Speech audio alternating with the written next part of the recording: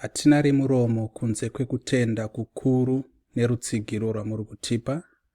Ndagamuchirai notification from VidIQ kuti channel yedu yava ne 400 subscribers.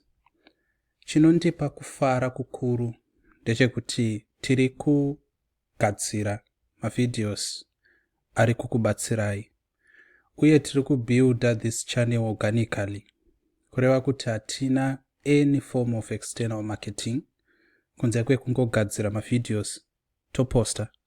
Imi moona mosarudza kusubscriber, vamwe vokomenda, vamwe volaika, vamwe votiudza kuti mavideo ari kuvabatsira sei, vamwe vachiuyawo nemibvunzo.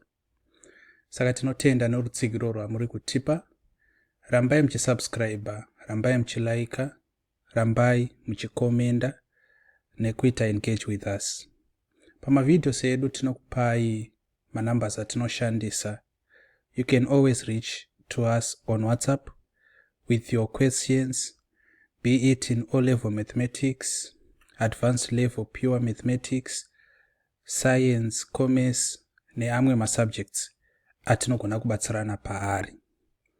Please share this channel to your friends and family.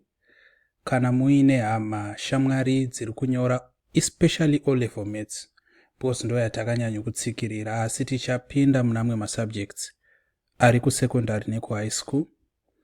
Tichaenda kuprimary kana mukana ukatitendera, asi tichapinda zvakare kuma tertiary courses, modules, subjects akafanana mathematics, statistics, computing languages like Python, Java.